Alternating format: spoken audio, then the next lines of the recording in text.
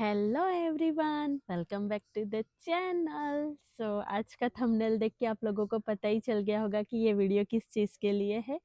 तो हाँ, ये वीडियो है 10 थिंग्स जो मुझे कनाडा के बारे में नहीं पसंद है। आफ्टर लाइक 11 ईयर्स यहाँ रहने के बाद और 10 प्रोविंस है यहाँ पे, उसमें से 5-6 प्रोविंस घूमने के बाद हाँ, अब मैं ये वीडियो बनाने के लिए रेडी हूँ कि मेरा कुछ पर्सनल एक्सपीरियंसेस है कनाडा के साथ, तो मैं वो आप लोगों के साथ शेयर कर रही हूँ कि मुझे कनाडा के बारे में क्या क्या चीज़ें नहीं पसंद है। तो सबसे पहले टॉप लिस्ट में आता है, वो आता है कोल्ड।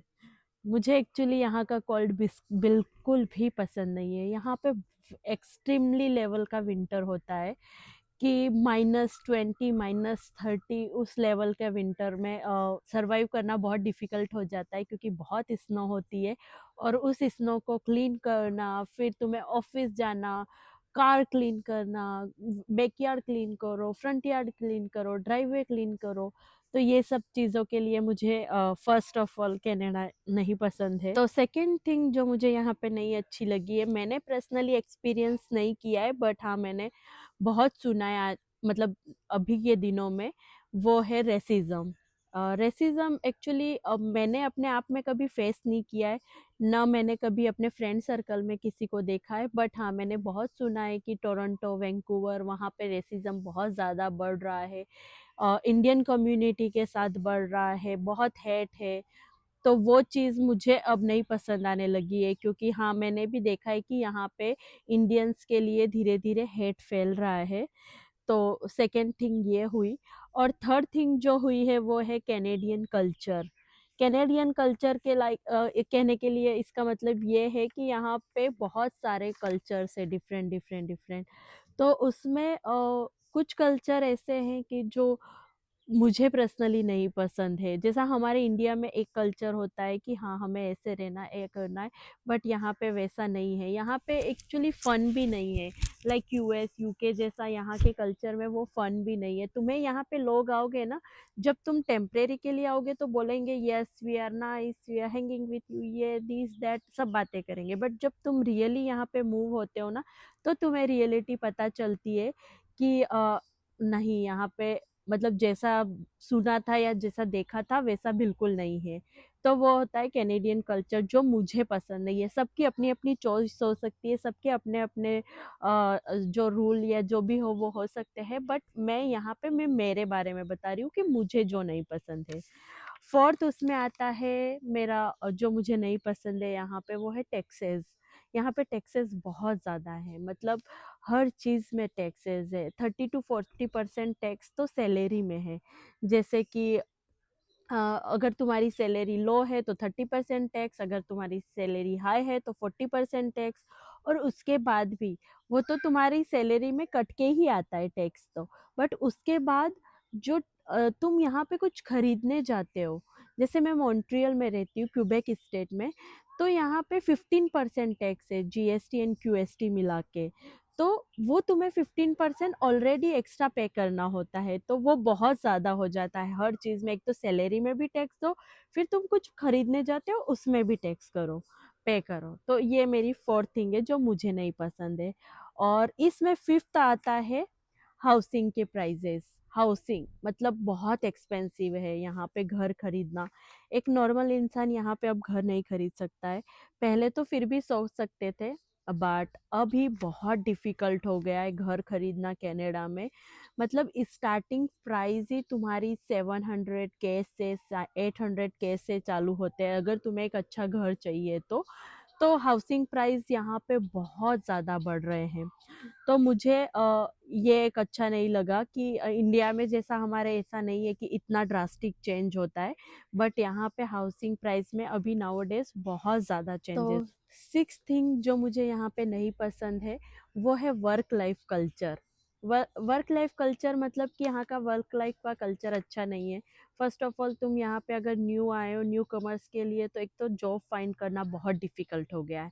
यहाँ पे इजीली जॉब ही नहीं मिल पा रही है लोगों को। मतलब इतना इतनी ज़्यादा डिफ़िकल्टी आ रही है कि लोग ना मतलब कुछ भी करने के लिए रेडी हो गए यहाँ पे, ब्लैक मनी में या फिर अंडर द टेबल पैसे, या तो वो वर्क लाइफ पहले ऐसा नहीं था, बट अभी बहुत डिफ़िकल्ट हो गया है, रिसेशन होने लग गए हैं ऑफ़िसेज़ में। तो ये सब चीज़ें अभी धीरे-धीरे कनाडा में बढ़ती जा रही है। तो इसलिए मुझे कनाडा के बारे में एक ये नहीं, वर्क कल्चर अब मुझे अच्छा नहीं लगता है यहाँ पे। और 7th थिंग मेरी लिस्ट में आता है वो है प्रोविंसेस। यहाँ पे 10 प्रोविंसेस हैं, हर प्रोविंसेस के अपने अलग नए रूल हैं। तो तुम यहाँ पे रहोगे तो ये रूल तुम्हें जाना है, देखना है, तुम वहाँ जाओगे तो तुम उस रूल के अकॉर्डिंग चलना है।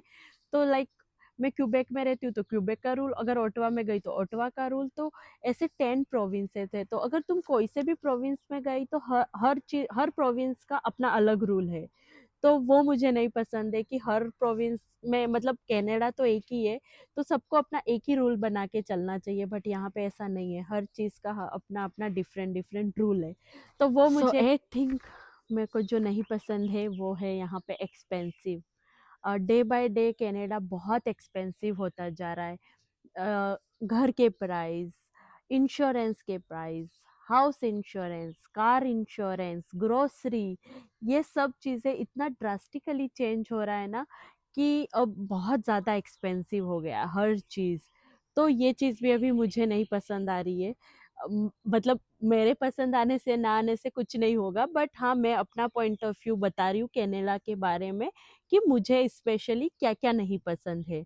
तो हाँ, मुझे ये चीज़ नहीं पसंद है, बहुत ज़्यादा एक्सपेंसिव चीज़ें। एंड देन नेक्स्ट मेरा 9th आता है हेल्थ केयर, जो कि वर्स्ट है यहाँ पे।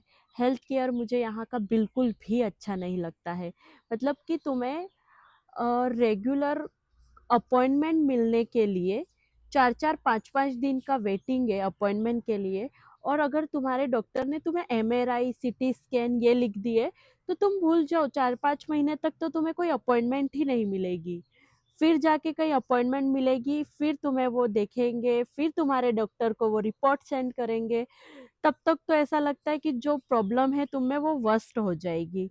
मैं अपना पर्सनल एक्सपीरियंस भी बताऊँ तो मेरे साथ एक प्रॉब्लम हुई थी। मैं 7 आवर्स इमरजेंसी में बैठी थी। मैंने उस डॉक्टर के पास जाके बोला कि मेरे को एक आँख से दिखना बंद हो रहा है। Please can you do something? मैंने अपनी आँख पे मास्क लगा दिया था। फिर 7 आवर्स के बाद उन्होंने मुझे ट्रीट किया। एंड देन फिर उन्होंने सारा ट्रीटमेंट करने के बाद मुझे वो अपने वो पॉइंट पे पहुँचे कि अच्छा तुम्हें ये प्रॉब्लम है। वो प्रॉब्लम को जानने के बाद भी उन्होंने मुझे घर डिस्चार्ज कर दिया 24 आवर्स रखने के बाद। एंड देन बिना किसी मेडिसिन के, not even single medicine. And फिर नेक्स्ट डे मेरा पूरा पार्ट स्वेलन होने लगा। तब मैं वापस गई, फिर मुझे उतने ही घंटे वहाँ बैठना पड़ा। और फिर बोला कि तुमने घर किसने भेजा, बिना दवाई के तुम्हें घर किसने भेज दिया। फिर उन्होंने मुझे वापस एडमिट किया, वापस दवाइयाँ दी। तो मुझे यहाँ का हेल्थ केयर बिल्कुल भी अच्छा नहीं लगता है, बिल्कुल भी नहीं। तो ये एक मेरी सबसे गंदा पॉइंट ये है कि मुझे हेल्थ केयर के लिए, मुझे अगर कनाडा छोड़ना पड़ा तो भी मैं छोड़ सकती हूँ, वैसी सिचुएशन है यहाँ का हेल्थ केयर का। And last but not the least, 10th है शॉपिंग। शॉपिंग का ये है प्रॉब्लम कि यहाँ पे वो एक्साइटिंग थिंग्स नहीं मिलती हैं।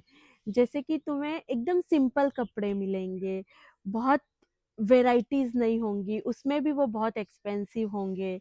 लाइक इंडिया में कैसा होता है कि बहुत सारी वेराइटीज़ होती है, बॉयज़ के कपड़ों में भी, गर्ल्स के कपड़ों में भी।